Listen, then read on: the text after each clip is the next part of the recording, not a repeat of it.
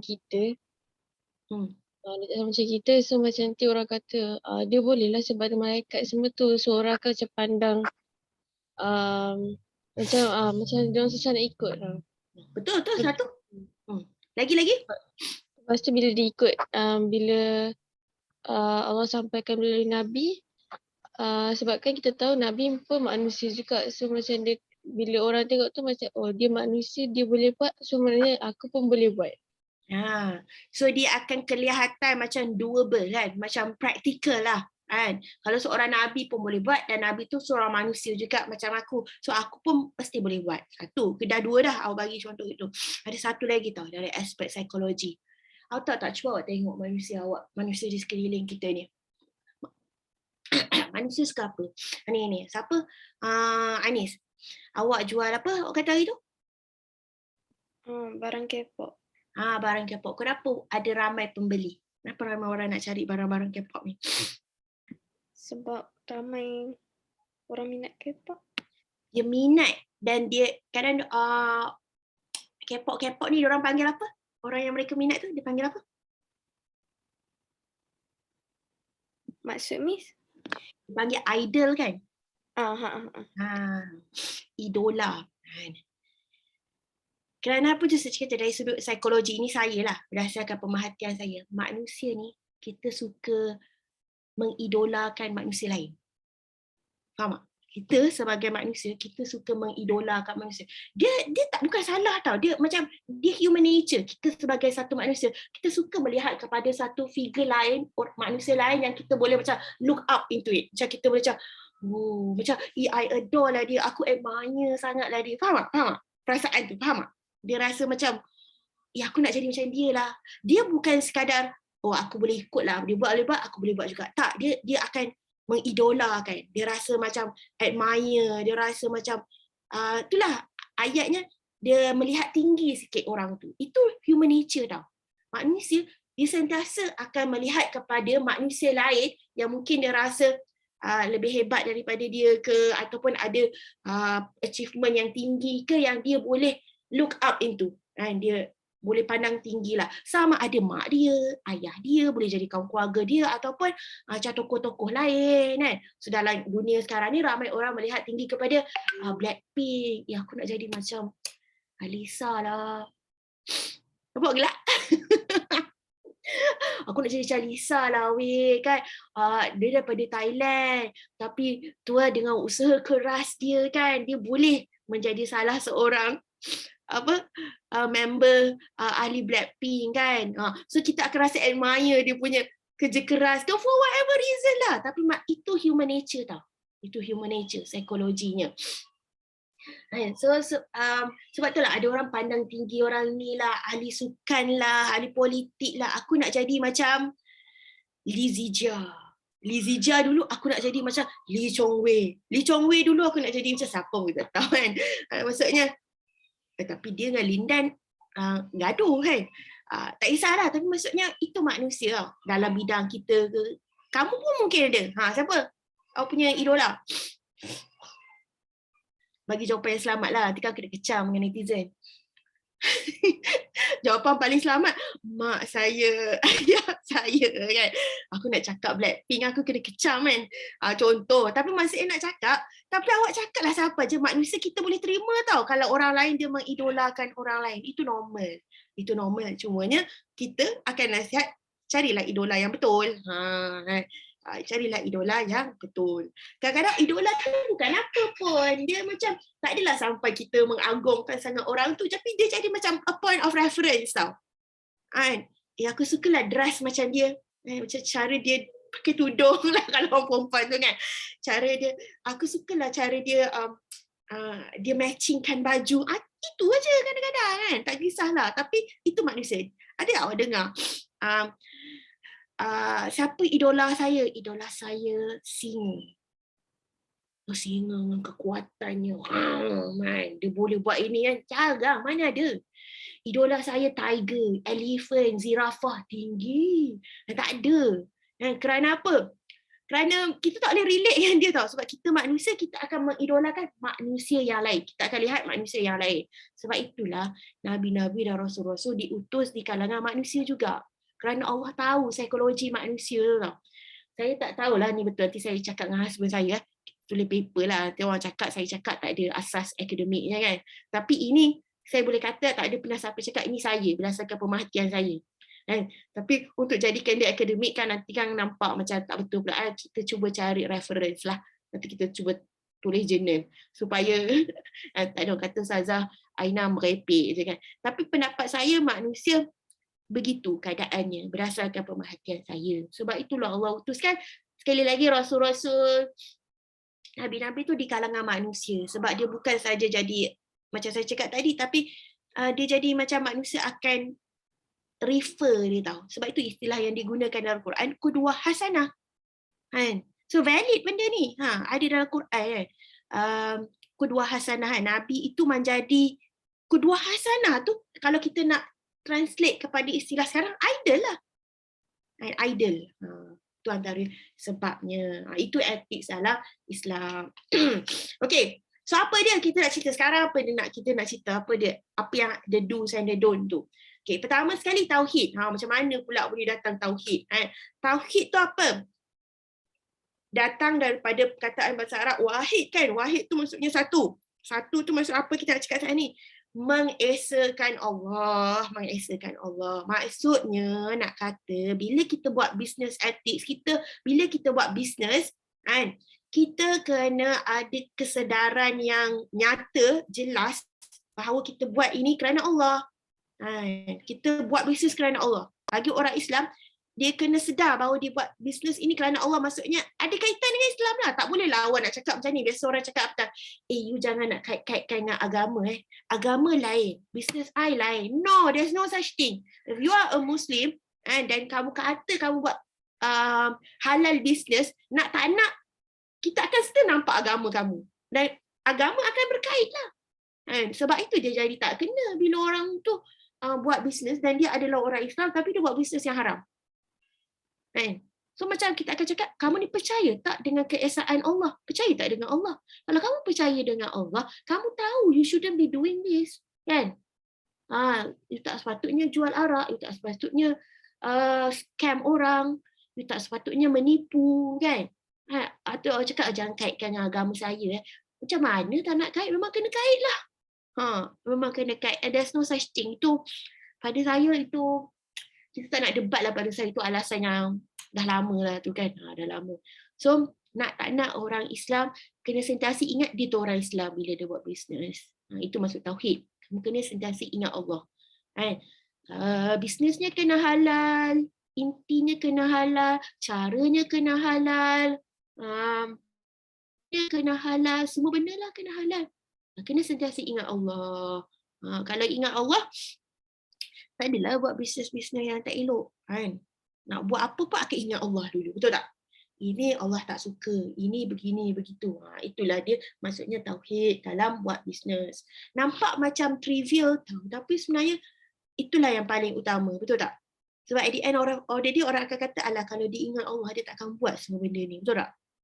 Dia tak akan menipu orang. Macam semalam, saya bawa balik kampung. Malam semalam lah saya sampai. Husband saya beli nasi lemak tau. Banyak sangat. Sajalah nak jamu ramai-ramai orang kan kat tu. Awak tahu tak apa? Punyalah banyak siapa bawa balik rumah sini. Bawa balik makan malam. Saya suap anak makan. Biasalah kita suap anak dulu tau. Last sekali baru kita makan. Saya tak sedar lah. Lepas ni saya akan buat terbalik. Sebelum saya suap anak saya akan makan dulu sikit. Bila anak saya dah puas makan ni, saya biasalah kita orang terakhir makan.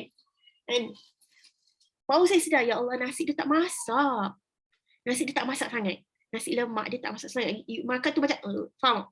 Tak masak lah. Tak masak. Saya, ya Allah, anak aku budak kan, beria-ria makan. Atau husband saya biasalah ke hulu kilir. Saya rasa dia dah makan dah juga. Tak tahu dah macam mana dia boleh sedar. Tak sedar ke nasi tak masak ke apa kan.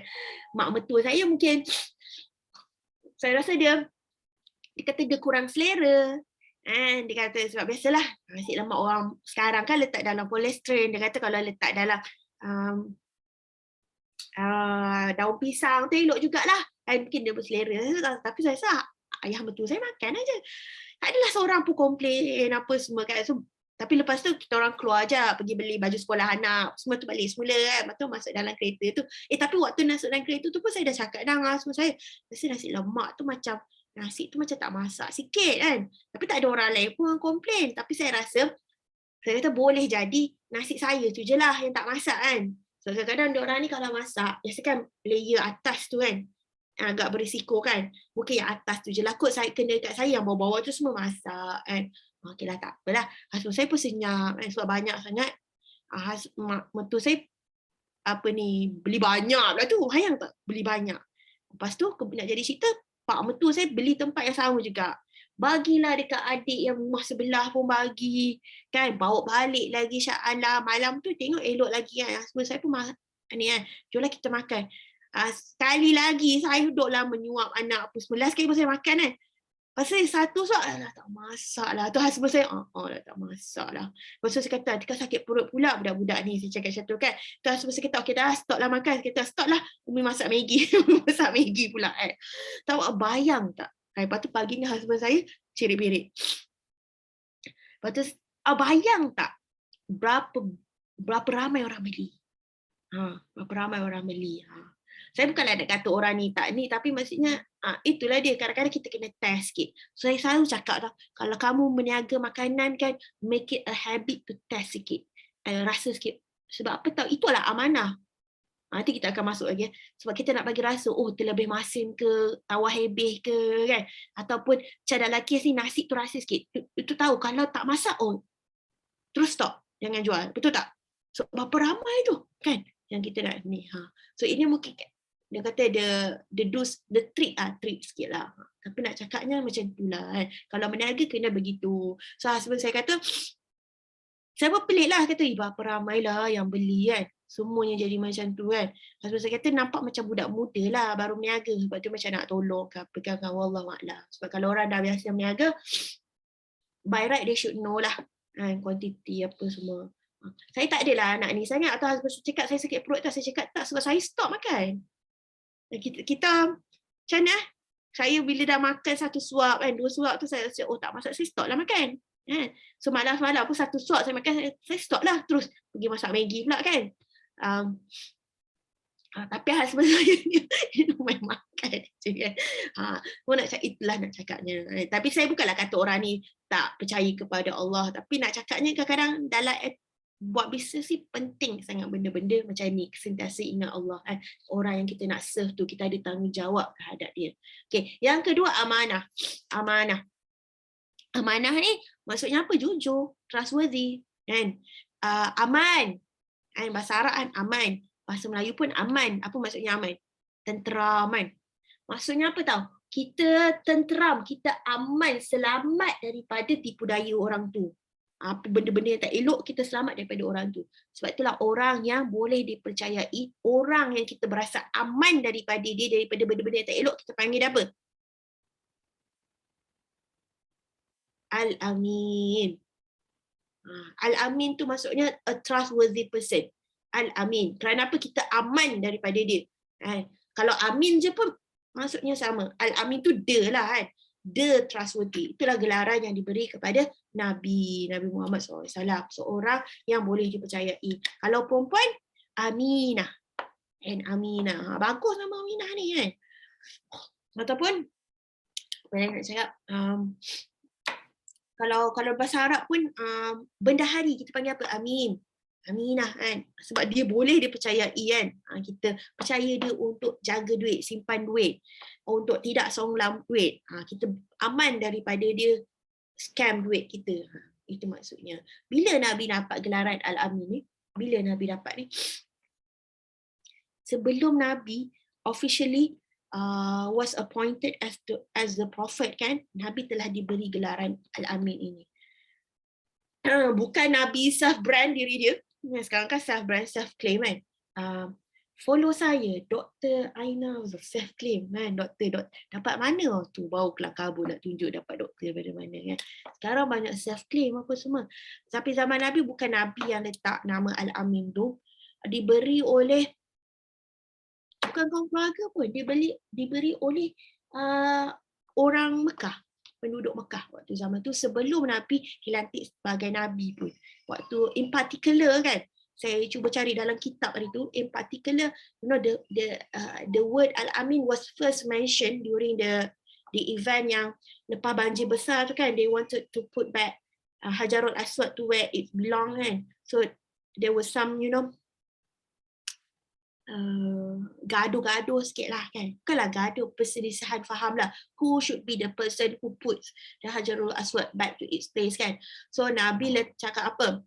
Put it on a piece of cloth kan. So each kata head tribe ni and pegang edges kan. So dalam kitab, that was the first time the word Al-Amin was mentioned. And so macam semua orang agree to that proposition kan, maksudnya semua orang setuju dengan cadangan Nabi tu kerana apa tau? Orang kata takkan tak mau setuju, dia Al-Amin kot, macam tu. Dia kan seorang yang dipercayai, jadi kita ikutlah cakap dia. Nak cakap apa? Moral of the story, nak cakap apa kat situ? Of course lah, moral of the story pertama sekali, jadilah orang yang boleh dipercayai kan.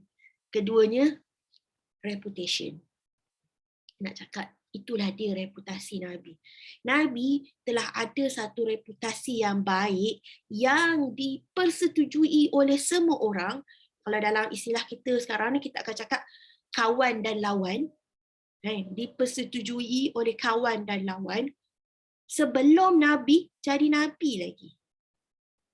Sebelum Nabi memikul tanggungjawab yang besar, amanah yang besar lagi, Nabi telah ada satu reputasi baik yang telah dipersetujui oleh kawan dan lawan. Contohnya macam apa? Siapa orang kat dunia ni awak rasa dia ada reputasi yang baik?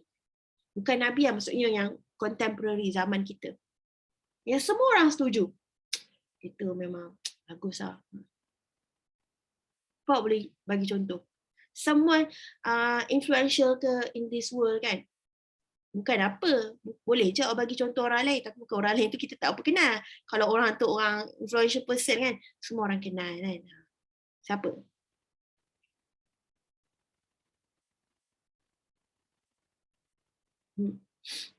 Ada contoh?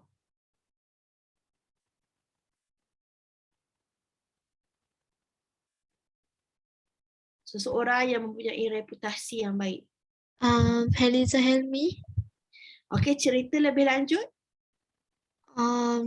Dia dengan dia punya adik macam selalu go on apa tu, macam bantuan kemanusiaan dekat luar macam tu. And then jarang lah nak nampak macam dia ada kontroversi macam tu. Oh, maksudnya she has been clean lah. We always listen, kita good things about her kan. Tak ada dengar gosip-gosip yang tak elok ke. Okay, boleh diterima. Ada siapa lagi nak bagi? Izzat, Emil, semua yang awak rasa tak semestinya dalam ni tau. Mungkin dia dalam bidang sukan. Mungkin dia dalam bidang apalah yang kita rasa macam okay, ataupun saya bagi awak ni, the opposite. Siapa yang awak rasa reputasi dia memang tak elok? Maksudnya dia mungkin bagus tapi dia ada satu aspek dia yang macam semua orang setuju dia tu memang macam itulah, macam tu. Tak, kita bukan mengata lah ni. Kata for the purpose of learning.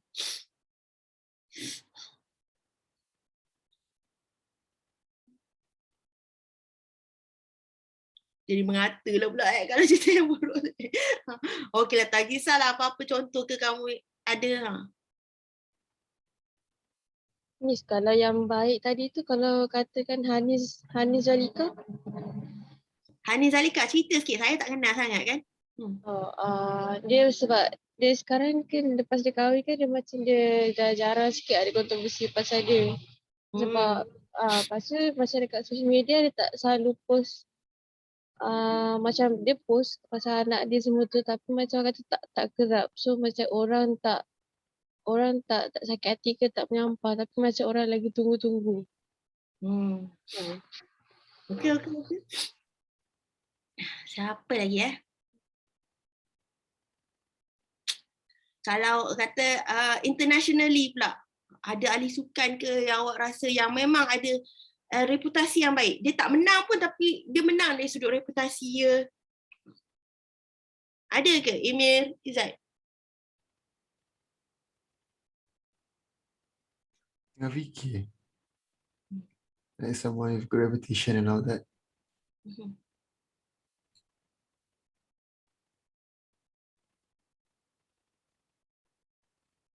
Kalau Datuk Lee Chong Wei, dia ada reputasi yang baik tak? Ada? Ada, saya boleh kata dia ada reputasi yang baik. Walaupun mungkin dia kalah banyak kali dengan Lin Dan, betul tak? Compared to Lin Dan dia ada satu reputasi yang lain. Biasa orang akan cakap apa pasal dia? Dia ni memang angin sikit. Lin Dan dia ada je. Campur reket lah. Kalau Datuk Lee Chong Wei dulu nak tukar, ni dia tak bagilah kan. Dia macam, dia menang-menang tau. Kadang kita boleh kata dia kata somewhat better lah daripada Lee Chong Wei. Tapi dia punya dari sudut akhlak, Datuk Lee Chong Wei selalunya lebih menang. Reputasi dari sudut akhlak tu, Datuk Lee Chong Wei lebih menang berbanding dengan dia. Ini pun satu, semua orang tahu tau. Walaupun Lin Dan selalunya lebih lagi daripada, kalau kita tengok berapa kali menang lah kan, dia punya statistik rasanya Lin Dan menang lagi banyak daripada Chong Wei. Bukan Chong Wei tak pernah menang, kat atas dia pernah, tapi Lin Dan menang kat atas Chong Wei tu lagi banyak. Tapi dari sudut akhlak, Chong Wei biasanya lebih menang. Dia ada satu reputasi, iaitu dia ni an honourable person lah, bukan orang yang macam egoistik sangat ke, tak. Agak merendah diri, itu reputasi dia. Dan saya nak cakap dengan awak, kenapa saya nak cakap ni, especially in doing business kan, reputasi ni penting. Reputasi ni penting sebab macam, kerana ramai orang buat bisnes, dan ramai juga orang yang buat bisnes ni orang yang bagus-bagus buat bisnes. Tapi apa yang menyebabkan awak berbeza dengan orang lain? Apa yang menyebabkan orang lain nak buat bisnes dengan awak? Nak jadikan awak sebagai supplier dia ke, ataupun nak pergi kat kedai awak? What makes you different? What makes you different? Sebab kita buat bisnes dengan orang tau. Orang suka buat bisnes ataupun berurusan dengan orang yang diselesa. Bagus macam mana pun, tapi dia mungkin rasa tidak selesa, dia akan pergi kepada orang yang bagus dan dia rasa selesa. Faham tak? So sebab itulah reputasi itu penting. Kita tengok dalam kes Nabi, reputasi ini membantu Nabi, sebab kita dah tahu reputasi ni Nabi ada daripada Nabi kecil. Menolong Nabi sampai Nabi buat bisnes, dan menolong Nabi juga sampai waktu Nabi jadi Nabi dan jadi ketua negara. Jadi Perdana Menteri, Presiden semua. Nampak tak betapa pentingnya? Ada satu contoh lah saya nak bagi pasal reputasi ni. Lebih kurang lah, tapi ini agak general lah. Tapi of course you can relate. Ini nak kata reputasi. Bila saya cakap kereta-kereta daripada Jepun, apa impression yang awak ada? What is your first impression? High quality. Dia cakap je kereta Jepun, mesti kereta-kereta berkualiti. Okay. Kalau saya cakap kereta-kereta daripada Germany. High quality also. High quality kan. What comes into mind? Mesti BMW, Mercedes. Lagi apa? Volkswagen. So kita kata kereta-kereta berkualiti lah, they make good cars. Biasa kita akan cakap kan. So kalau kita nak patut kadang-kadang dia benda ni berlaku secara tak langsung je. Kalau kita sembang-sembang kan dengan orang lama ke orang ni, kau nak beli lepas kerja, contohlah nanti awak kan nak beli first car ke kan, ambil kereta ni ambil kereta Jepun lah, kereta Jepun bagus. Indirectly dia nak cakap, nampak tak reputasi kereta Jepun tu, nampak tak reputasi kereta Jerman kan. Kau pakai kereta apa? BMW. Bagus lah, mesti tahan lama nampak? Indirectly dia orang akan cakap macam tu. Tapi maintenance mahal, memang lah, tapi bagus. Nampak tak? Ada je kita cakap apa pun dia akan cakap. Tapi ada lagi, tapi nak katanya reputasinya bagus kan. Tapi Volkswagen itu maksudnya kata dia people's car je, tak kisahlah asal datang pada Jerman kan ni. Kau pakai kereta apa weh? Kau mana kereta kau? Kereta aku masuk bengkel lah. Kau guna kereta apa? Saga. Terus datang dah. Mestilah orang tu tak cakap. Mesti nak cakap apa tau? Biasa kita Malaysia. Nampak tak? Saya nak bukan mengata, saya nak cakap dari sudut reputasi. Kau pakai kereta apa? Proton nak. Kita tak cakap lagi yang rosak tu. Kata yang rosak tu Volkswagen. Tapi kau pakai kereta apa? Proton nak kata reputasi kereta-kereta belah kita ni, kan, national made ni, jatuh. Dia ada satu reputasi bahawa kalau kereta kita tak tahan lama, kereta kita tak tahan lasak, cepat rosak, apa semua. Tapi kalau kereta daripada sana, ni, saya cuma cakap dari sudut reputasi. Ini secara general. Kamu tengoklah kalau ada produk-produk lain, handphone ke kalau kamu guna ke kan, laptop ke apa kan. Contoh kalau siapa yang pakai produk-produk Mac kan, MacBook ke iPhone. Ramai kan yang pakai iPhone apa semua. Apa dia punya reputasi?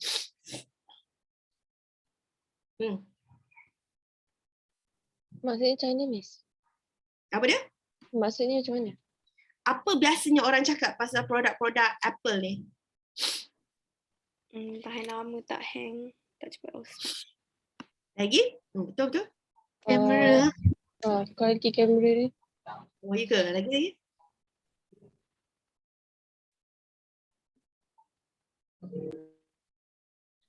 Kalau kata emoji. Sebab ada juga orang tengok yang dia punya emoji tu. Lain? Adalah setengah orang. Okey. Lagi? Tahan lama je. Tak. Saya guna hampir 5 tahun ke kan. Dalam 3-4 tahun pertama saya gunakan almost tak pernah hang walaupun sekali. Dah 4 tahun tu baru ada sekali lah kot. Mungkin dia punya percentage hang dia tu kan 0.001%. Tapi 2 tahun, 3 tahun pertama langsung tak pernah hang.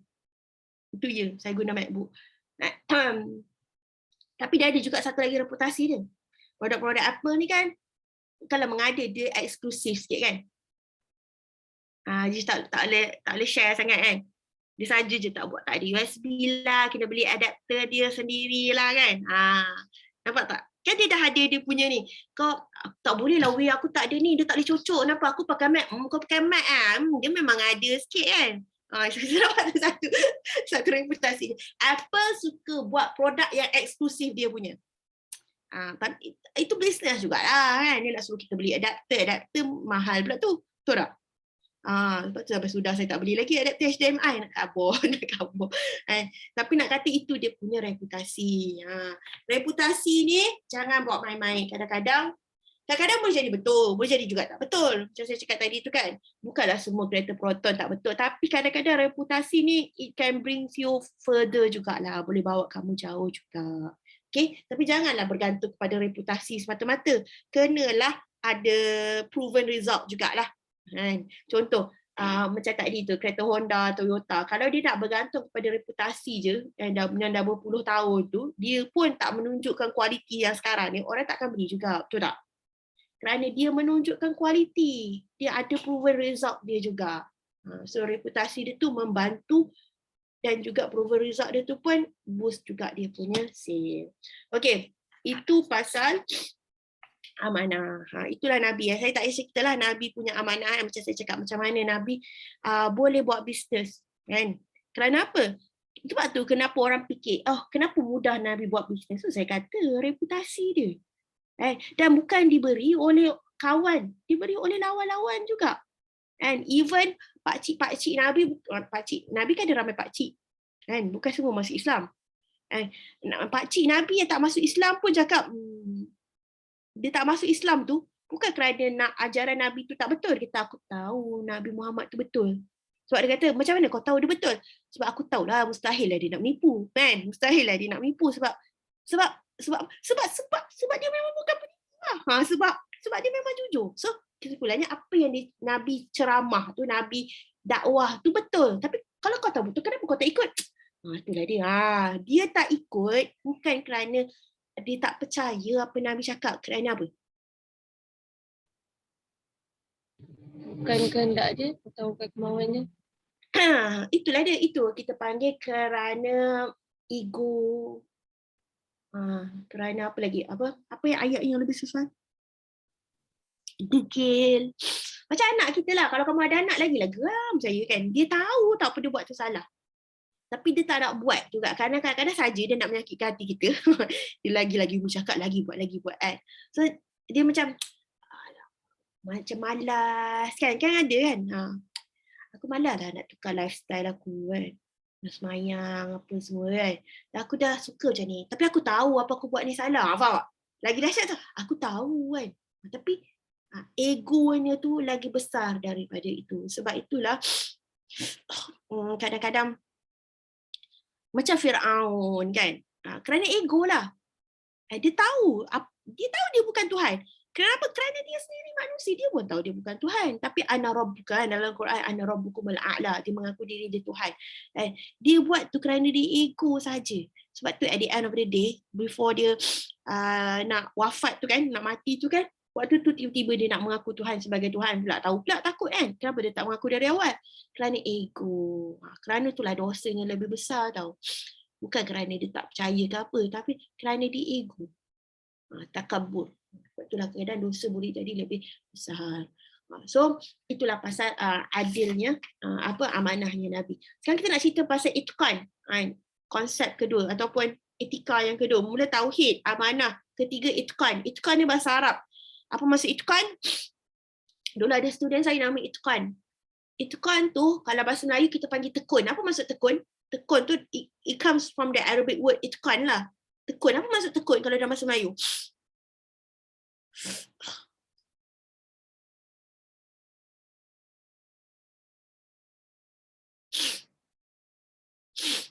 Sungguh-sungguh. Bersungguh-sungguh tapi dia ada tambahan sikit. Bukan bersungguh-sungguh sahaja tau. Tekun ni dia bersungguh-sungguh dan dia teliti. Faham tak? Tekunnya buat. Kau buat apa tu kan? Belajar ke? Rupanya melukis. Tekunnya buat apa tu? Punya WhatsApp. Nampak tekun, teliti sangat kan. Itu maksud tekun. Sebab tu bila kita cakap bersungguh-sungguh dia buat kerja. Dia mungkin bersungguh-sungguh tapi mungkin belum tekun lagi, betul tak? Tapi tekun tu bersungguh-sungguh dan teliti. Teliti dan dia mementingkan perfection, mementingkan, sebab tu dia buat dengan tekun, betul tak? Maksudnya hasilnya biasanya akan jadi terbaik bila orang tu buat dengan teliti, dengan tekun, penuh ketekunan. Dan dalam hadis Nabi cakap apa? Innallaha yuhibbu iza amala amalin an yutkinahu. Dalam satu hadis Nabi cakap apa? Allah Subhanahu Wa Taala suka seseorang bila dia buat sesuatu, dia buat dengan tekun. Maksudnya dia buat dengan bukan sahaja bersungguh-sungguh tapi dia buat dengan penuh teliti. Sebab biasanya, kebiasaannya bila kita buat benda dengan penuh teliti, hasilnya akan jadi tip-top. Hasilnya akan jadi bagus. Itu maksudnya tekun.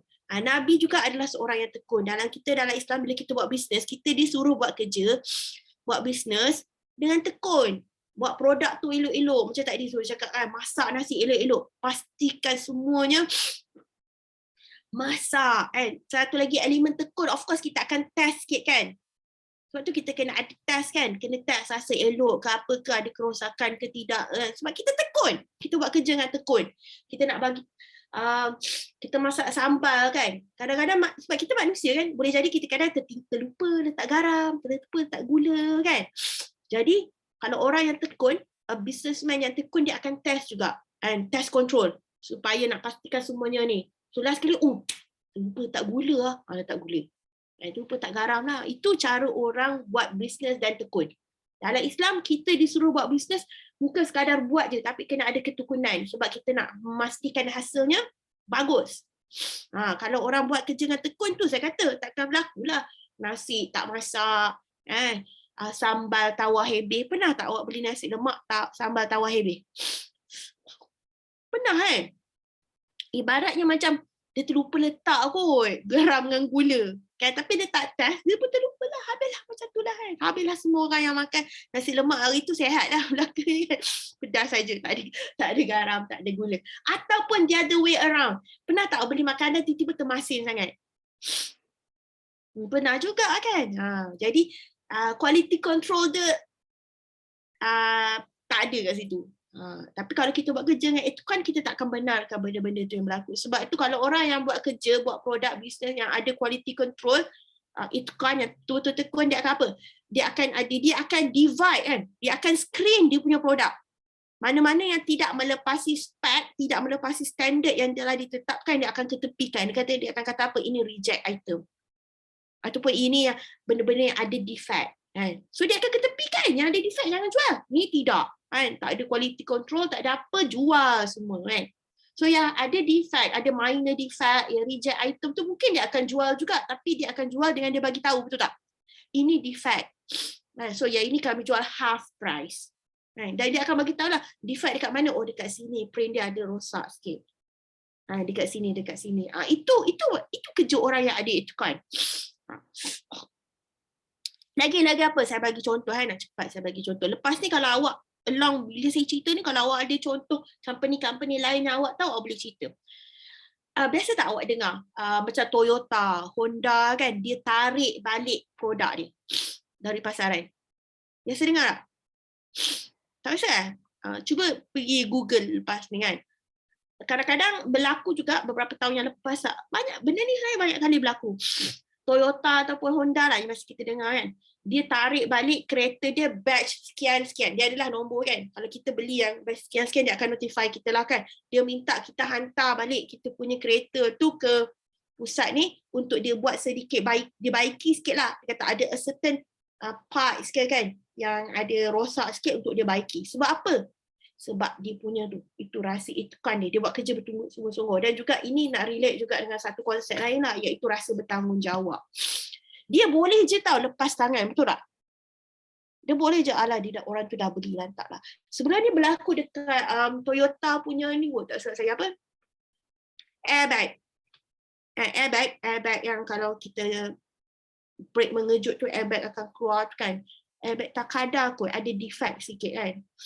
Tapi waktu tu dia dah bagi semualah kepada consumer, tapi they realise after complain lah, of course ada complain kan. So macam consumer juga complain bahawa dia punya airbag yang faulty, airbag dia yang rosak apa semua. So Toyota buat kajian apa semua, so they conclude memang the mistake was on their behalf, salah dia. And so dengan rasa bertanggungjawabnya, nampak tak? Dia buat kerja dengan Ethicon lah tu kan, dia kaji apa semua kan. So they took the responsibility untuk panggil semua batch yang terlibat untuk diorang replace dia punya airbag. Nampak tak? Itu buat kerja dengan Ethicon. Sama lah juga macam kamu kan, kalau kamu dapati a certain batch of your product macam ada faulty ke apa, based on your kata investigation, memang betul-betul salah di pihak kamu kan. Take the action. Buat banyak company besar buat macam ni tau. Ataupun kadang-kadang kita biasa dengar, ini berkait jugalah dengan satu konsep lain yang saya nak cakap tu, mas'uliyah ataupun rasa bertanggungjawab kan. Yang terbaru ni keluar kat TV, susu. Brand apa ya? Similac apa tu? Itu Similac nama produknya, tapi dia punya brand yang besar tu apa? Abbott. ABBOT. Dulu anak saya ada juga minum susu Similac kan. Ada beberapa dia punya brand susu tu kan dia tarik daripada pasaran. Sebab dia orang kata ada isu sikit. Ada isu sikit. Ini syarikat besar tau. Syarikat besar. Walaupun macam dia buat itu mungkin akan orang kata sedikit tarnish dia punya image lah, betul tak? Sedikit mencemar image dia lah. Tapi atas dasar bertanggungjawab tu mereka masih lagi buat. Tapi nak cakap juga itulah diligent, itulah Ethicon, buat kerja bersungguh-sungguh. Biasanya company-company besar kita akan nampak dia buat kerja sangat bersungguh lah. Dia kata they take semua, they took seriously every single detail yang kecil-kecil, semua kan cantik aja. Finishing produk, contoh kalau produk Apple saya boleh kata dia punya finishing cantik lah kan. Itu nama Ethicon kan. Tak kemas. Kadang-kadang ada produk yang kita tengok tak kemas kan. Itu kurang Ethicon. Itu maksudnya Ethicon. Faham tak Ethicon? Sekarang kita nak cakap pasal freedom. Freedom. Apa maksud freedom? Kebebasan. Dalam Islam, of course, you are given the freedom to do your business. Kan? Lantak kita lah nak buat cara mana pun, model apa pun. online, offline, hybrid, mau begini, begitu. Islam tak ada bagi apa-apa, orang kata apa, kekangan lah. As long as kamu follow the basic rule tu, biasalah kan. Tapi other than that, you are given complete freedom on how to design your own business. Dan kita sebagai orang yang berada dalam bisnes pun, kita sepatutnya diberi kebebasan itu. Maksudnya, kalau kamu buat bisnes, you are being denied your freedom, kan? Rakan partner kamu pun macam, oh, you cannot choose apa semua, itu that's a red flag sebenarnya. Itu satu petanda yang tidak baik. Dalam bisnes, semua orang sepatutnya diberi hak lah untuk nak menentukan syarat-syarat ke, to have their say lah in a business. To have their business. Dalam Islam kita raikan. Saya nak buat bisnes dengan awak. Dan awak boleh letakkan syarat awak. Saya pun boleh letakkan syarat saya. Kalau saya menafikan hak awak, maksudnya you are not given the freedom, itu dalam Islam kita tak raikan bisnes macam tu. You can just walk away if you want. Sebab motifnya saya nak cakap freedom. Freedom. Kita buat bisnes, kenapa saya awak buat bisnes? Tiba saya tanya, kenapa awak tak nak makan gaji? Kenapa awak nak buat bisnes ni? Sebab saya nak jadi bos saya sendiri. Bila saya jadi bos, saya ada freedom. Tiba-tiba awak buat bisnes, awak tak ada freedom. Apa maknanya kan? So, of course lah freedom kat sini kita nak kata bukan blanket freedom. Bukanlah ultimate freedom. And of course lah kamu kena follow undang-undang apa semua. Tapi at least kamu boleh orang kata apa yang kamu nak tu kamu dapat capai, itulah yang sepatutnya. So maksudnya nak cakap dalam bisnes, dalam Islam kita meraihkan benda tu. Kamu nak buat apa pun buatlah. As long as mematuhi undang-undang dan syariat. Undang-undang negara pun kena patuhi jugalah. And ada orang cakap tak perlu patuhi undang-undang negara, tak. Kata belajar. Dalam Islam itu kita panggil ta'zir, patuh kepada undang-undang negara yang tidak dinyatakan di dalam syariat, dan selagi mana undang-undang tersebut tidak bertentangan dengan Islam, itu kita namakan sebagai ta'zir. Ta'zir dan maksudnya wajib juga. Contohnya apa? Undang-undang jalan raya. Ada ke ayat Quran cakap pasal undang-undang jalan raya? Tak ada kan. Ini yang dicipta oleh manusia ataupun undang-undang negara tersebut. Dan undang-undang negara tersebut dicipta untuk kebaikan semua orang, betul tak? Selagi mana dia membawa maslahah, maslahah ammah, kebaikan semua orang dan tidak bertentangan dengan Islam, maka Islam akan cakap wajib kita follow. So wajiblah kita follow. Tiba-tiba pula cakap undang-undang jalan raya ni tidak syar'i. Syar'i je. Okay? Adil. Seterusnya adil. Bila buat bisnes kan, kena adil. Apa maksud adil? Meletakkan sesuatu pada tempatnya. Contohnya apa? Dalam buat bisnes ni, sangat pentinglah adil. Walaupun tak nampak sangat. As simple as apa? Kalau orang meniaga, tidak menipu dari sudut timbangan, dari sudut kualiti produk. Sebab tu dalam Islam, semua benda, even undang-undang negara pun sekarang semua kena disclose. Betul tak? Kamu meniaga apa kan? Apa produk yang digunakan? Apakah bahan, ingredient, apa semua, nyatakan. Nyatakan berapa bahan. Kalau tak dinyatakan sebenarnya tak bagus tu sebenarnya. Betul tak? Tapi kadang-kadang kita tengok produk-produk SME banyak juga yang dia tak nyata kan. Dia letak label je kan. So dia buat guna apa pun kita tak tahu kan. Tapi dari sudut undang-undang SME boleh lah. Tapi kalau kamu nak ekspor luar negara memang tak boleh lah. Sebab apa? Sebab dia tak ditulis ingredient apa semua kan. Ini salah satu aspek itqan dan juga keadilan lah. Kita kena bagi tahu orang kan apakah ingredient yang digunakan, measurement dia kan. Berapa ni? 1/2 kilo kan. Agak-agak je. Tak boleh agak-agak. Kena adil. Sebab orang tu bayar untuk 1/2 kilo, kamu kena bagi 1/2 kilo jugalah. Apa lagi? Kamu rasa keadilan yang perlu ada dalam bisnes? Asyik saya je cakap.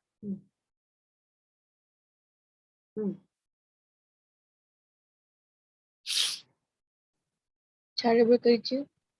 Cara bekerja, cara kamu treat, apa tau banyak sekarang orang cerita apa tau? How you treat your employee, betul tak? How you treat, of course, your customer. Biasanya kita akan layan customer dengan baik, betul tak? Walaupun ada kes jugalah, customer pun dia layan tak baik. Aduh, sakit kepala. Kalau lagi itu double trouble lah. Dah lah employee dia tak layan dengan baik. Lepas tu customer pun dia tak layan dengan baik. Jadi baik tak payah buat business kan macam ni. Biasanya orang akan layan customer dengan baik. Itu of course kita tahu itu hak dia lah untuk dilayan dengan baik. Tapi jangan jumpa juga pekerja. Pekerja pun berhak. Itulah keadilan. Dia berhak untuk dilayan dengan baik. Antaranya pertama sekali, dia berhak untuk dibayar dengan adil. Setimpal dengan dia punya apa kita panggil effort lah kan yang telah dikeluarkan. Awak tahu tak sekarang ni 2-3 hari ni start pada last week lah. Saya pun tak pergi lagi, tapi waktu mula-mula dia orang launching tu saya tahu jugalah. Saya tak pergi tengok lagi dekat Instagram, tapi awak boleh pergi tengok lah ni, saya tulis kat sini. Saya ni nama dia. Ini nama IG dia. Masa starting last week ataupun last 2 weeks kan, ada seseorang ni, I guess a group of people lah kot. Tapi waktu mula diorang bincang tu, kamu tahu kan alam Twitter raya Malaysia ni bukan besar sangat. Kita balik kita pusing orang yang sama jugalah. So kadang-kadang even though we are strangers, tapi basically we know each other. Kita tahu orang ni lawyer, kita tahu orang ni, biasalah kalau saya lah, kalau geng-geng yang dah dewasa ni, kita kenal orang ni. Untuk Syah ni lawyer. So yang ini doktor. Yang ini apa, ini ustaz, yang ini ustaz. So kita kenal sama-sama kita. So mungkin ada seorang tu mengadu, so they initiated, okay, why not kita buat satu IG namanya Malaysian Pay Gap, and then kita galakkan semua orang untuk anonymously, maksudnya tanpa memberitahu nama awak apa semua kan, dan tempat awak kerja, nyatakan saja berapa lama awak kerja, awak bidang apa semua, berapa gaji awak. So nyatakan aja. So ramai. They are receiving a lot of orang bagi tahulah. Dan dia punya followers pun telah jadi macam dalam 3 hari macam tu je dah triple double.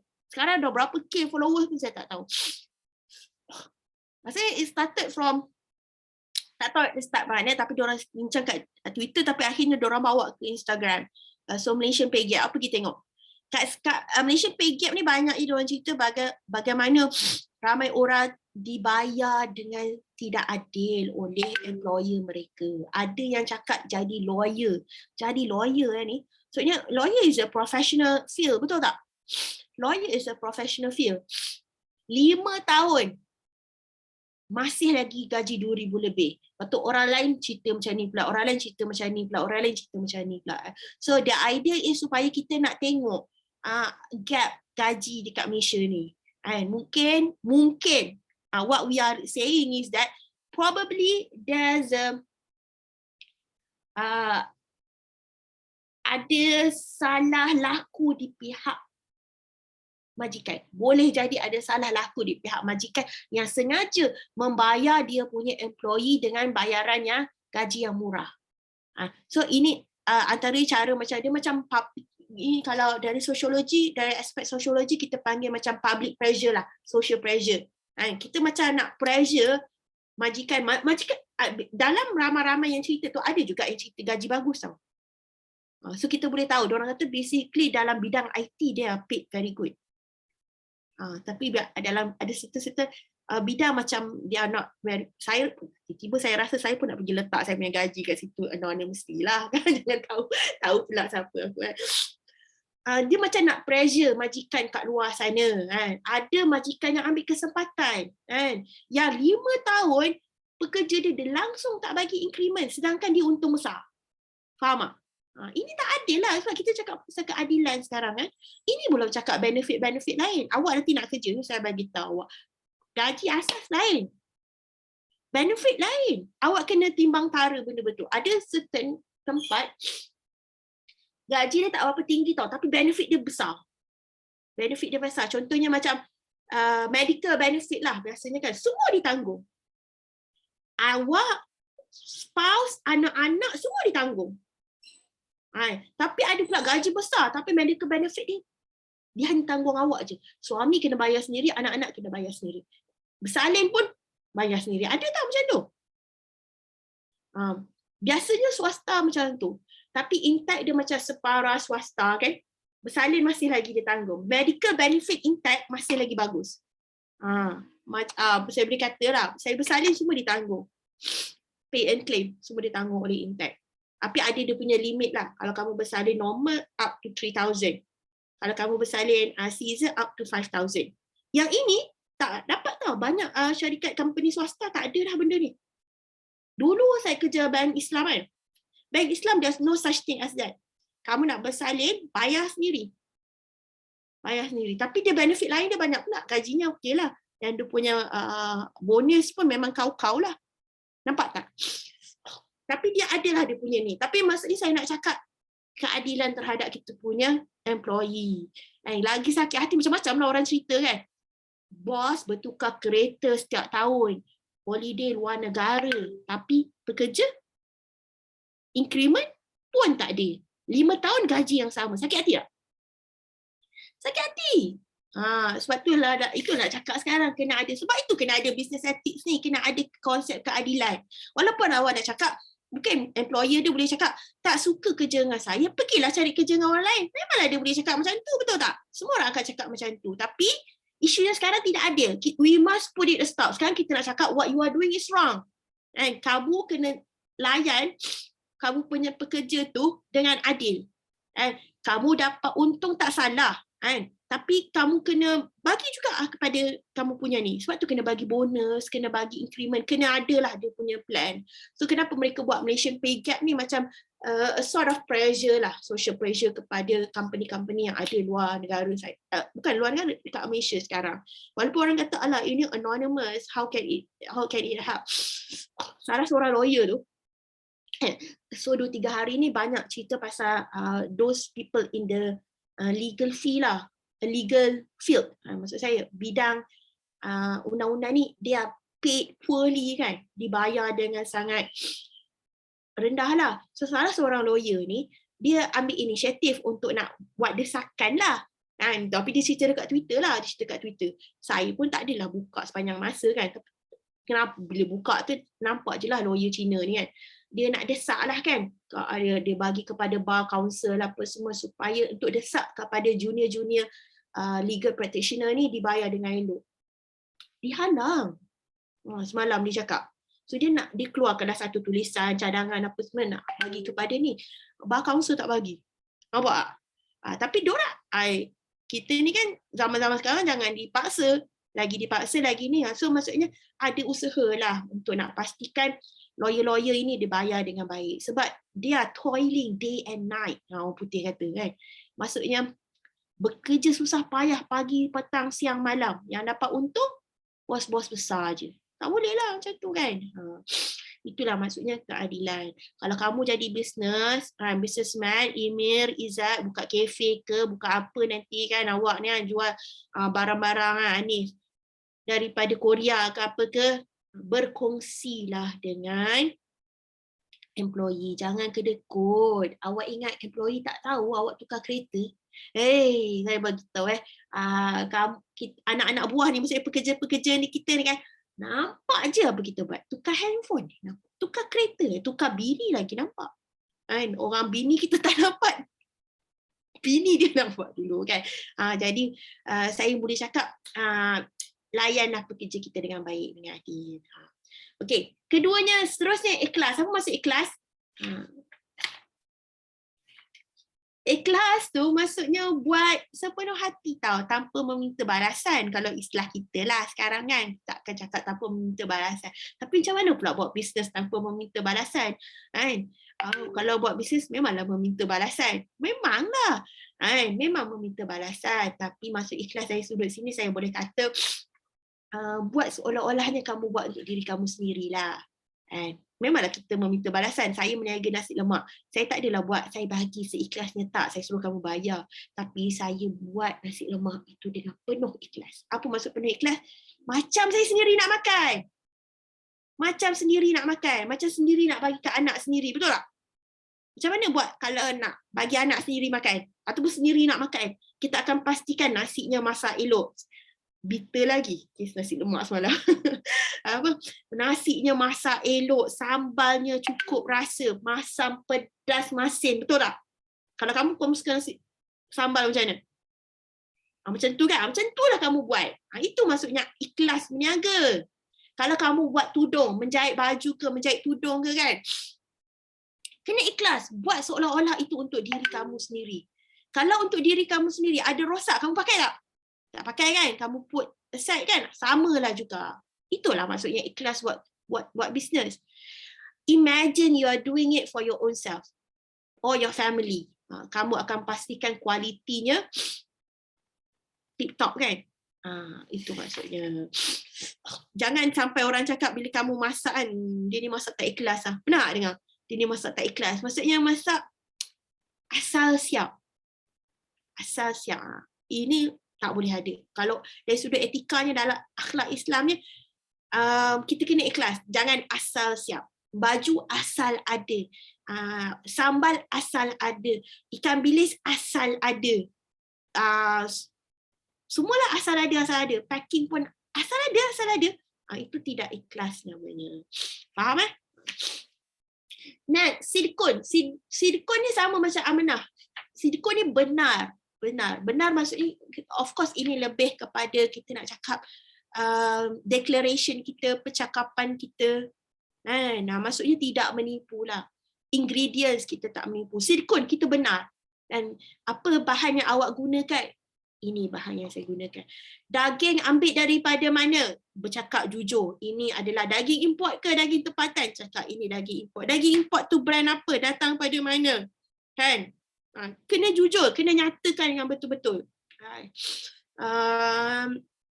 Bila ada, kadang-kadang kan JAKIM buat, orang kata spot check apa semua, kena jujur lah. Okay, tunjukkan bahan awak, tunjukkan kat mana store awak, kat mana awak simpan ini apa semua, kena tunjuk kan. Awak tu baru dah terpampang kan. Tak letak ikut spek. Kalau JAKIM dia ada spek tau. Kalau kamu belajar bidang halal betul kan, macam mana how you store things kan. Semuanya akan ni. Tapi silikon kata benar, kena jujur. Dengan consumer pun kena jujur. Ada barang yang ada defect, kena cakap. Ini kadang-kadang ada barang, cuba perasan dekat market kan yang dia bagi sale, dia bagi discount kan, discounted items kan. Yang jujur macam mana tahu? Dia akan cakap discounted items kerana apa? Akan expired dalam masa ni. Ini dia cakap discounted items, tapi kan dia tak cakap kan. Rupanya dah nak expired. Boleh tau, tapi itulah kata silikon, berkata benar. Ini discounted item, kami bagi diskaun kerana apa? Sebab dia dah nak expired dah sebenarnya puan. Jadi orang tu boleh fikir, contoh kalau susu, apa yang susu budak 1 tin, jual separuh harga, ataupun 70% diskaun, tapi akan expired dalam masa seminggu. Sempat ke dia nak habiskan? Faham tak? Tak sempat. Unless awak rasa boleh habis, kan? Sebab tu awak kena bagi tahu dengan consumer. Kak, ini memang harga murah sikit kak, tapi dia lagi 10 hari nak expired. Jadi kakak tu boleh fikir, berbaloi ke aku beli setin kan? Habis ke anak aku beli kan? Ni baru 2-3 hari. Anak pula dah tak kuat minum susu kan? Tu dah expired, kan rugi. Things like that lah. So itu kata berkata benar, silikon. Dalam Islam, semua benda tak nak ada gharar, tak nak ada keraguan, kena declare, kena expose, kena buat apalah, kena, itu je lah nak cakap. Okay, sebab tu dalam Islam kita ada, even dalam dunia sekarang kita ada konsep apa, audit, apa semua kan, to find out the truth, to find out the truth. Okay, next. Saya sepatutnya tulis ni tadi, tapi sebab saya tak tulis kan, saya tulis kat sini lah. A quick recap First tauhid, kedua amanah,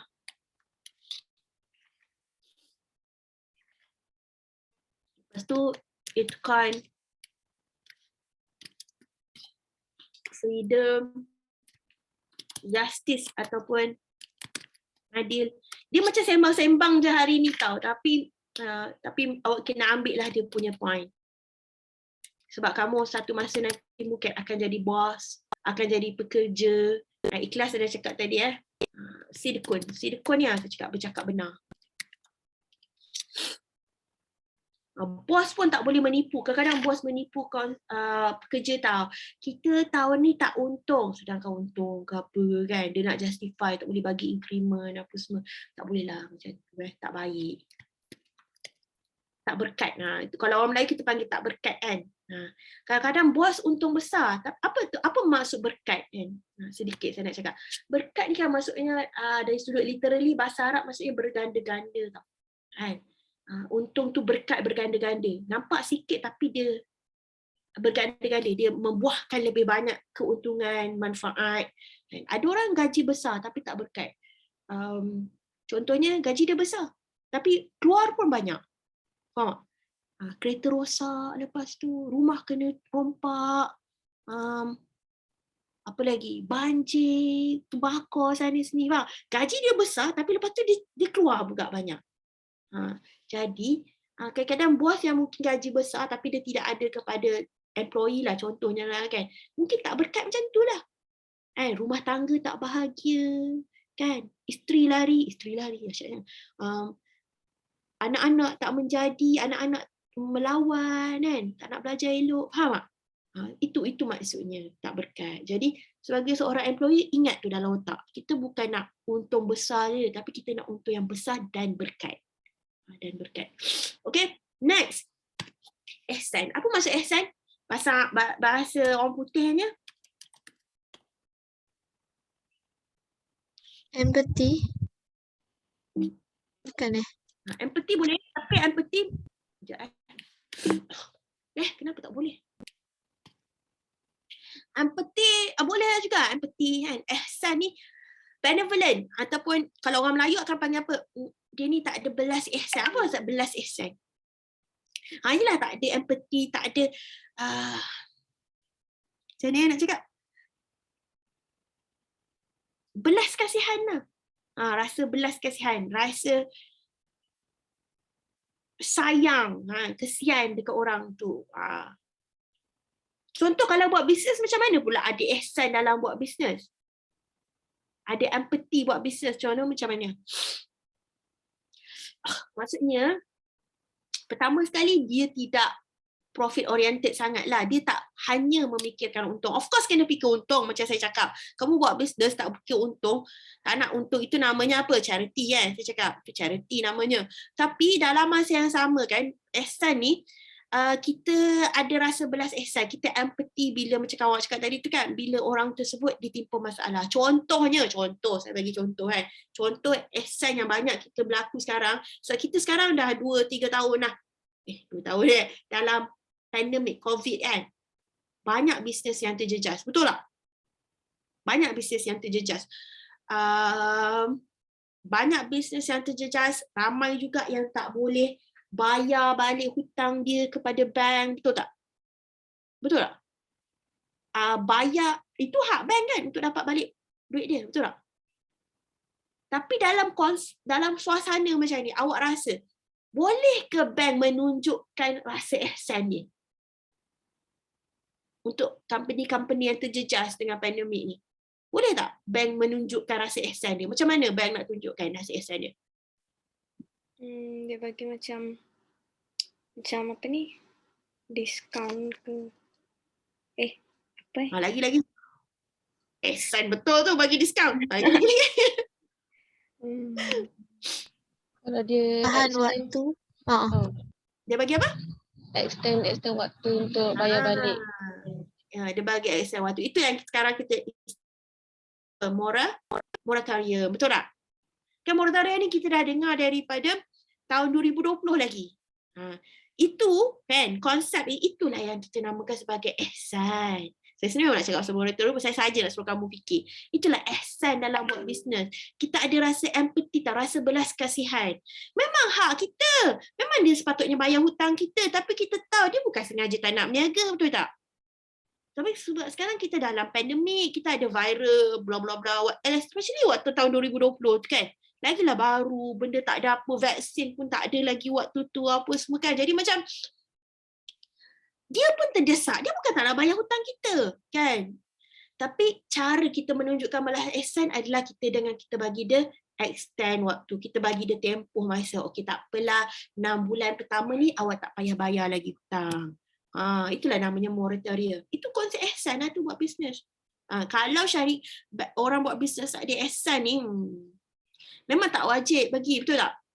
Memang tak wajib. Tapi itulah namanya ihsan. Kita cuba memahami dia. Apa lagi ihsan yang berlaku, yang boleh buat dalam bisnes? Kalau dengan pekerja boleh ke? Contoh? Contoh macam, kalau saya bagi contoh kedai makan mak ayah saya kat kampung boleh? Boleh. Macam abang saya manage kedai kat sana. So dia ada seorang pekerja dia ni macam sekolah menengah lagi tapi dia dah start kena kerja sebab ayah dia drug punya addict lah. So macam dia yang kena macam kena ni mak dia sebab mak dia tak boleh kerja semua tu. So, macam abang saya pun kalau nak berhentikan dia sebab dah ada pekerja lain pun abang saya macam kesian. So abang saya macam ambil je dia sebagai pekerja walaupun dah ada pekerja lain. Boleh. Itulah nama ihsan. Benda tu tak wajib kan buat. Tak wajib pun, dan senang kata tak memberi untung pun kepada syarikat sangat pun. Contoh awak ingat untung ke bank? And dah lah moratorium 6 bulan, tambah lagi lepas tu kan, extend lagi. Lepas tu bila awal tahun dia jadi sana pun they are starting to call about, kenapa tak bagi moratorium lagi. It means kadang-kadang bagi certain orang yang tak terkesan, dia akan rasa macam sama je aku, bank bagi moratorium ke tak bagi moratorium, sama je. Ini bagi kita tahu yang tak terjejas. Kawan saya, husband dia kerja Singapore. Kan bila border tutup, bayang berapa bulan husband dia tak kerja. Boleh bayang tak? Dan dia cakap apa tahu? Kalau tak ada moratorium tu, habis dah rumah kena tarik. So sepanjang husband dia tak boleh pergi kerja, saya tak tahu husband dia dah tak kerja dah lah. So sekarang ni even though border dah buka pun, of course it's not as easy as before to commute kan, JB ke Singapore, JB Singapore kan. So husband dia memang berhenti altogether, cari kerja lain. Tapi of course it takes time kan, sekarang nak cari kerja pun bukan senang.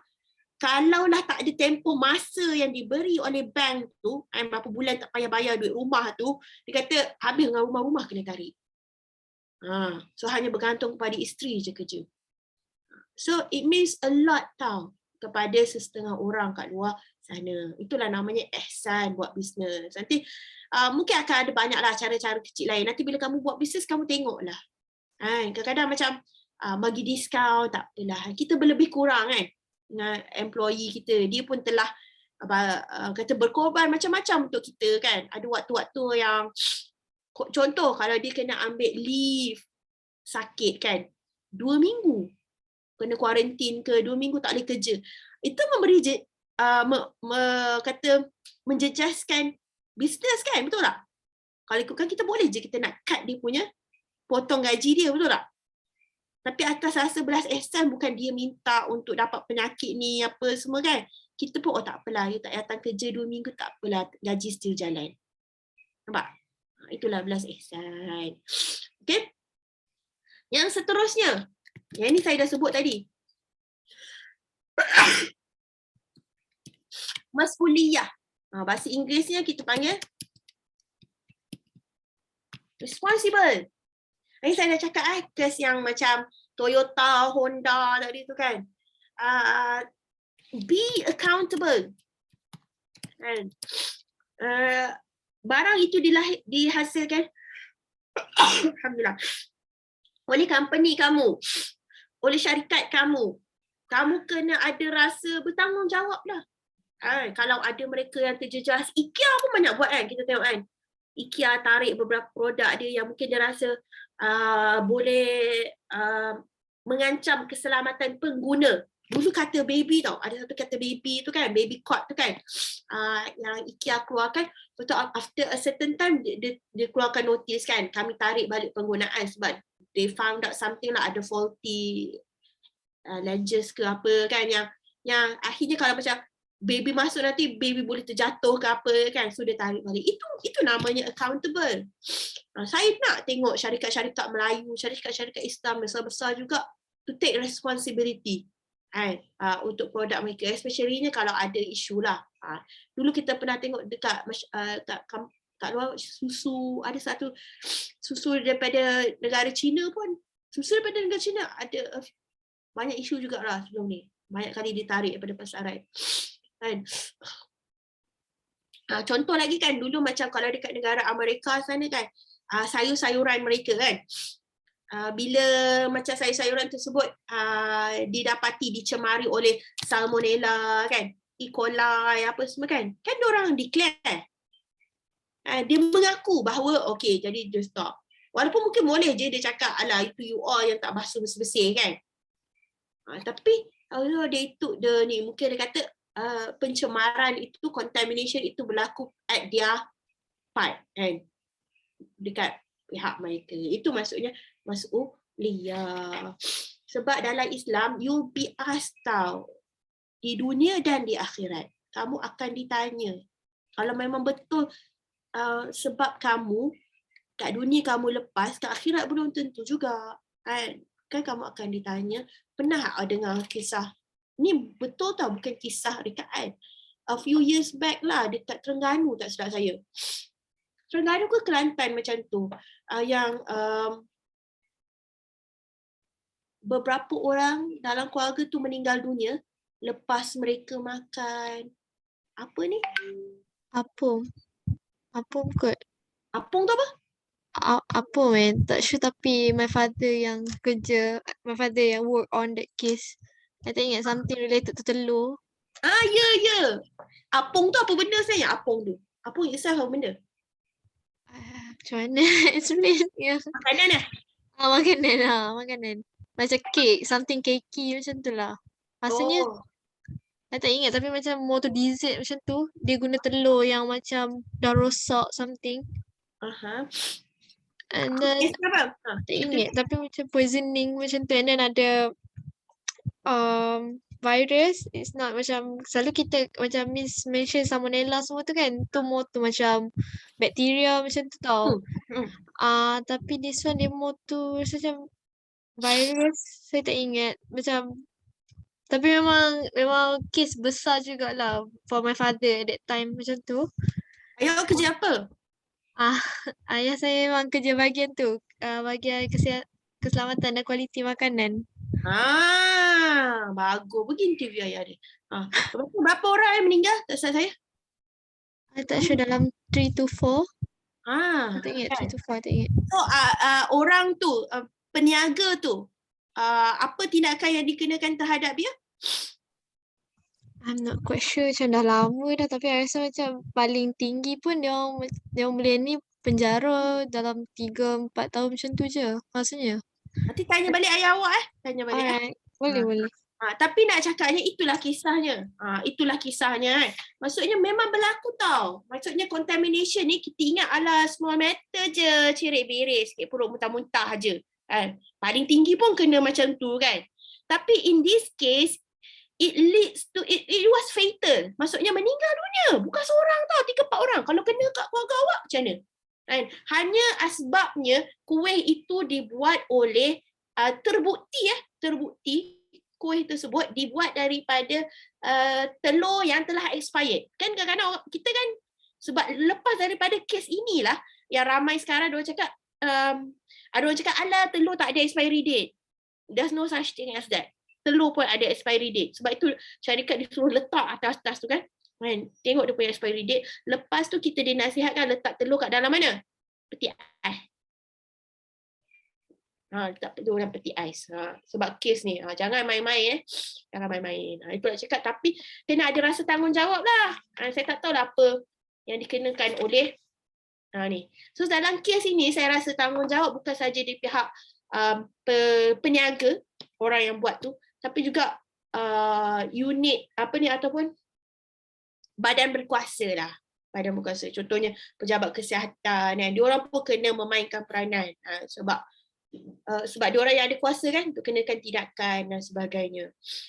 Pernah juga berlaku dulu-dulu mati balik daripada pergi kenduri kahwin.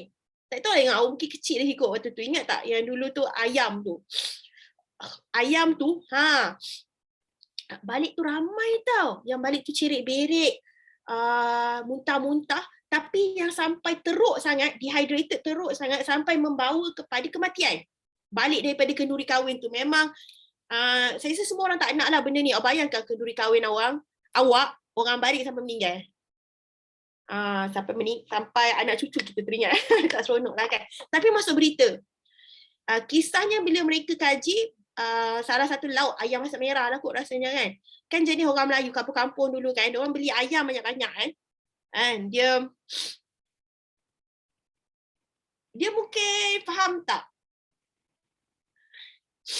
Tak masuk peti lah kot. Sebab of course nanti nak masak kan mungkin, tapi tak tahu lah dia dah goreng dulu ke, separuh goreng ke apa ke, tapi yang pastinya ayam tersebut rosak. Daging ayam tersebut dah rosak. Lepas tu dia masak jadi ayam masak merah, orang makan balik cerit-berit, ada yang meninggal. Tu dong, balik tu ramai lah orang cakap, kenapa dia tak goreng? Takkanlah dia tak goreng dulu. Biasa kan kita orang Melayu kan, kalau kita lama lagi nak guna kan, kita letak garam kunyit. Kadang-kadang orang Melayu letak garam kunyit dulu kan. Ni kan goreng dulu, wallahualam lah macam mana praktisnya, tapi sampai orang meninggal dunia. Jadi berhati-hati kan. Kena bangkit baliklah kisah-kisah lama ni supaya nak bagi awak ni kan. Sebab sekarang dah orang tak pergi kenduri kahwin dah, orang macam lupa-lupa sekarang kan, tapi dulu-dulu kan orang jadi masak banyak-banyak. Saya sebenarnya pernah je pergi. Biasa tak kamu balik kenduri cerit-berit? Pernah tak berlaku? Tak pernah lagi. Dulu zaman-zaman yang banyak kenduri, kadang-kadang sampai dia jadi macam ni tau. Biasa orang sebut. Kau kenapa? Aku cerit-berit. Kenapa? Aku balik kenduri. Kau boleh balik kenduri Biasalah tu balik kenduri. Sampai orang cakap macam tu tau. Biasalah tu kalau balik kenduri je cerit-berit. Sampai dah jadi biasa. Sepatutnya tidak biasa. Okay, inilah dia antara ethics yang perlu ini. Itu yang the do's. Sekarang kita nak cakap sedikit pasal the don'ts. The don'ts ni tak banyak kan, tapi penting. Yang pertamanya, apa tahu? Right, rasuah. Rasuah ni dalam Islam dosa besar. Tu je saya nak cakap. Dosa besar. Siapa yang memberi, menerima, saksi, tukang tulis, tukang semuanya terlibat dalam dosa besar ini. Kenapa rasuah dosa yang besar? Okay, siapa boleh bagi tahu? Emir, Izzat. Why is bribery in Islam is considered as one of the biggest sin? Why is bad? Because you can cheat people. You can. How do I explain it? You can like explain it like it's cheating in a way. Yalah, in a way it's cheating lah. Tapi apa bezanya rasuah dengan cheating yang biasa tu?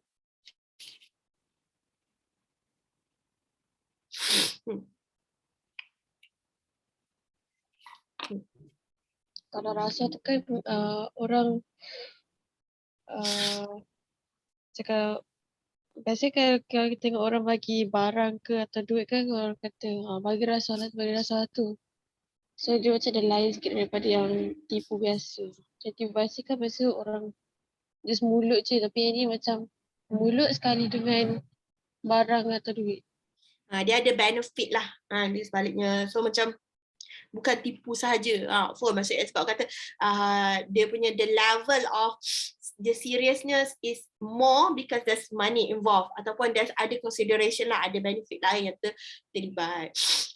Ada juga orang cakap Malaysia ni teruk dia punya bribery. Betul ke tidak? Do you agree with that? Kenapa?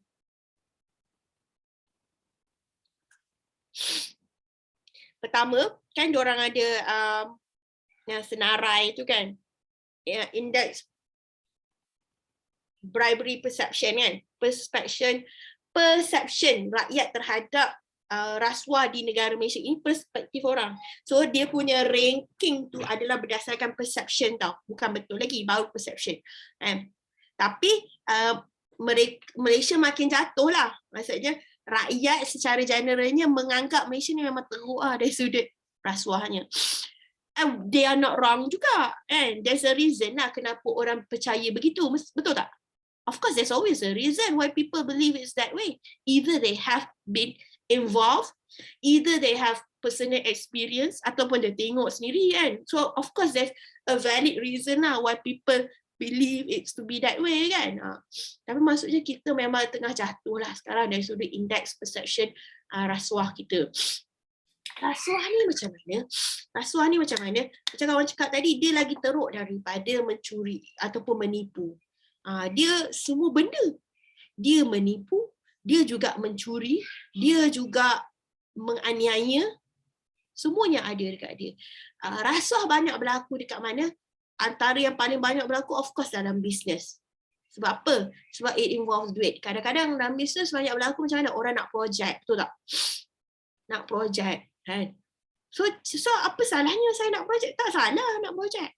Kalau semua orang nak projek, ada semua orang buat bisnes, construction, betul tak? So nak pilih macam mana? So kita open tender lah kan. Open tender, tengok siapa yang layak menang. Tapi kan ada 1,000 syarikat kat Malaysia. Macam mana saya nak pastikan company saya dapat?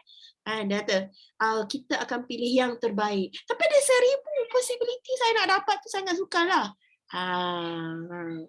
So macam mana? Itu yang datangnya idea-idea kotor. Seperti apa? You bayarlah sikit dia. You bagi inilah dia. You buat itu kan. Nanti you dapat lah. Itu yang orang mula bagi apa? Duit bawah meja lah. Bagi hadiah dalam bentuk macam-macam bentuk lah kan. Untuk nak dapatkan projek tersebut. Persoalannya sekarang, kalau betul-betul syarikat itu layak, kenapa dia nak takut, betul tak? Tunggu je lah, kita bersaing je lah secara adil kan. Kalau betul rezeki tu dekat awak, memang betul awak layak dapat projek itu, awak akan dapat juga, betul tak? Tapi kenapa dia takut sangat, saya nak tanya.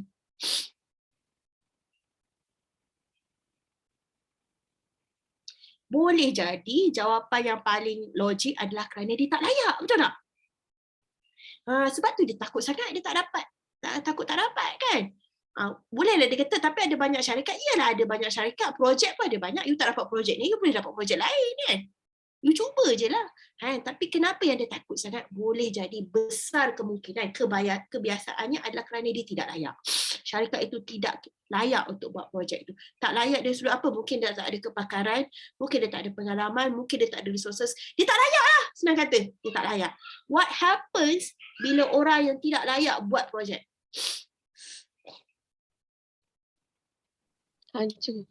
Hancur. Lebur. Bayangkan orang yang tak layak buat stadium. Apa jadi kat stadium tu?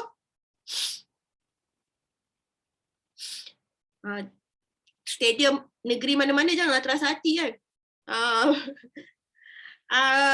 Itu yang stadium baru siap ataupun tak siap lagi, dah leaking sana sini, dah bocor sana sini, dah runtuh sana sini. Tak guna lagi ni, tak guna lagi. Baru siap. Of course kita akan mula mempersoalkan, betul tak? Kita akan mempersoalkan kontraktor yang buat ni layak ke tidak, pandai ke tidak buat dia. And kalau dia pandai buat, macam mana dia boleh dapat projek ni kan? Kalau kita dah mula agak tahu, dia sebenarnya tak layak kot. Macam mana dia boleh dapat projek ni? Kalau dia tak layak, there's no way dia boleh dapat produk ni. Dia hanya boleh dapat projek ni melalui mungkin dia rasuah orang kot. Sebab tu dia boleh dapat. Nampak tak? Itu caranya kita fikir. Sebab kalau dia layak, dia tak akan jadi macam ni punya. Berapa banyak projek-projek terbangkalan, projek-projek rosak sana sini yang kita tengok. Betul tak? Macam mana dia dapat projek tu? Lepas tu kita akan cakap, siapa yang dia rasuah? Saya nak tanya. Okay. Katalah stadium tu tadi kan. Stadium tu dia akan digunakan oleh siapa? Peminat bola sepak semua tu. Ni stadium negeri lah, katalah stadium negeri. Akan digunakan oleh rakyat lah, senang kata. Digunakan oleh rakyat. Yang suffer, yang merana, yang tak dapat menikmati kata stadium yang baik siapa? Rakyat lah. Yang rugi siapa? Rakyat. Betul tak? Yang rugi rakyat. Okey, bila dah rosak, tu kerajaan kena buat apa? Kerajaan negeri kena buat apa? Kena baiki pula. Keluar lagi duit, betul tak? Tak dapat guna, dah lah rakyat rugi. Kena keluar duit lagi untuk nak baiki. Lagi teruk ketika proses ataupun ketika rosak-rosak tu ada yang cedera. Sampai membawa kematian. Kerajaan kena bagi ganti rugi. Bayarlah ganti rugi macam mana pun. Tapi boleh ke mengembalikan nyawa tersebut? Tak boleh. Nampak? Ini baru satu contoh kecil lah macam mana rasuah menjahanamkan semua benda. Daripada kita kata, between orang ini dengan orang ni. Tak. Yang terlibat semua siapa? Rakyat terlibat. Duit tu, yang bila dia dapat projek, of course dia dapat duit lah kan. Yang digunakan untuk bayar company yang buat syarikat tu duit siapa? Saya nak tanya. Boleh? Of course lah duit rakyat kan. Taxpayers money. Dan kita juga yang rugi. Bayar, ini satu projek. Bayangkan ada banyak projek macam ni. Bayangkan semua layer memerlukan rasuah macam ni. Hancur tak? Hancur. Hancur sangat. Sebab itulah rasuah itu dosa besar. Sebenarnya saya kalau nak ceramah pasal rasuah ni, panjang ni. Cerita pasal rasuah. Tapi kenapa saya nak ceramah panjang? Sebab saya nak cakap teruk lah. Tu je. Sebuah negara boleh hancur hanya kerana rasuah. Jadi jangan bermain-main dengan rasuah. Baru 2-3 hari lepas, seorang dia glamour lah kat Malaysia, nama dia Qudsia Kahar. Boleh Google lah. Dia dalam industri ni, radio kat Malaysia ni, entertainment industry kat Malaysia. Radio lah in particular. Tiba-tiba dia reveal, tiba-tiba dia bongkar, dia kata dah dulu-dulu, dan mungkin sekarang masih berlaku lah, tapi dah agak terkawal, bagi penyanyi-penyanyi kan yang ada lagu baru kan, even nak pasang lagu mereka dekat radio-radio tempatan pun sampai kena rasuah. Faham tak? Kalau tidak, diorang takkan mainkan lagu. Satu. Dan sampai satu tahap dia kata boleh jadi juga dekat ni. Kan carta lagu tu kan, itu pun boleh dibeli. Itu tak genuine lah, senang kata. Kadang-kadang kita tengok lagu-lagu tertentu, dapat nombor 1, nombor 2, padahal tak. Contoh. Nak cakap apa tau? Teruknya lah rasuah kat Malaysia. Sampai itu pun nak rasuah. Sampai kawan penyanyi lagu, komposer lagu pun tak boleh cari makan. Maksudnya, tidak genuine lah. Sebab itu, sebab dah pukul 11 kan, nanti kita sambung lagi. Saya cuma nak bagi tahu, nanti kita akan sambung lagi. Ada beberapa lagi, tapi dah tak banyak lah kan. So, kita akan sambung. Rasuah ni teruk lah. Rasuah ni teruk. Cuba kamu pergi Google. Banyak negara-negara Islam yang terlibat dengan rasuah, which is very sad lah. Sedangkan dalam Islam, rasuah adalah antara dosa paling besar. Tapi yang banyak terlibat dengan rasuah, kita juga. Sebab itulah kita sukar untuk maju. Okay? So saya rasa kita berhenti setakat ini dulu. InsyaAllah kita akan sambung lagi esok. Dan kita akan habiskan sampai